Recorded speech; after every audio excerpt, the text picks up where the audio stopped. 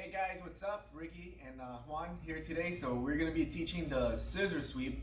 Scissor sweep is one of those techniques that has a lot of fundamental principles in it. So it is a complicated technique. I remember that was a technique that I learned very early in my career, and then I found myself not using it too much because I didn't really understand it.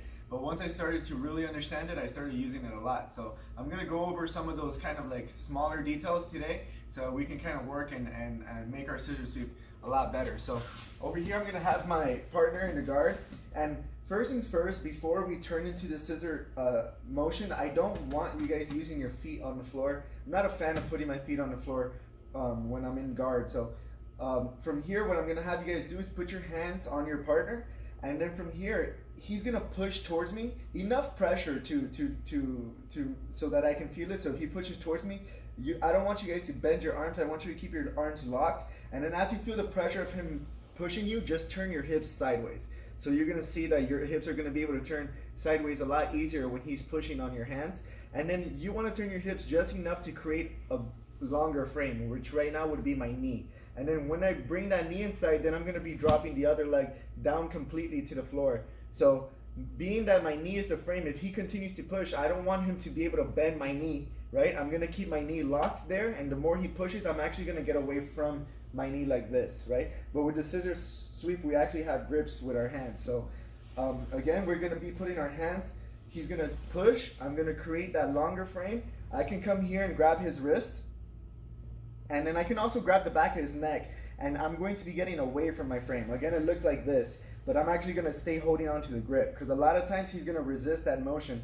And every time you feel him resisting you getting away from the frame, you can actually come up on your elbow using his pull, right? If I try to be strong with my hands and he pulls, he's gonna be able to break that grip easy. But if he tries to pull heavy, he's gonna get me up quick because I'm just connected to him. And now over here, I have to focus on what his base is. He's sitting on a triangle, and a triangle is not an easy shape to knock over. So if I try kicking him over like a scissor sweep right now, it wouldn't really work so well. So I'm gonna be trying to bring him off the back end of that triangle. So I'm gonna be moving my body like this as a structure, but I'm actually gonna be taking him with me. So if you notice over here, he's gonna be coming off that back end over there. So now he really has no more base to his right. And then that's where I'm gonna be kicking over. So this is an easy kick. It shouldn't take any effort, right? So let's go back. But one thing I wanna keep in mind is that I don't want him to reestablish the base. So a lot of times when we scissor sweep, we try to do it so quick, the person puts their hand on the floor and then he can go ahead and start reestablishing a base because he's just changing what his base is. But if I come here and I make sure I'm always taking care of that hand, he can never put that hand on the floor. He has no option but to fall. And then from here, I'm gonna be transitioning onto mounts, right? So in jiu-jitsu and actual matches, this is not a technique that I can say, okay, I'm gonna go for scissor sweep and go for it right away. It's really when the person kind of pushing, trying to come towards you, that you start to create these frames and then you get into this position, right? But if we do it slow motion over here, we create a frame, my grips, get away from your frame, he pulls, I come up on my base so that I have leverage, so that I can bring him on top of me here, right? Make sure that he doesn't put his hand on the floor. Connect the hand to you, pull him off his base, knock him over, and then we're gonna end up on top of mount position, okay?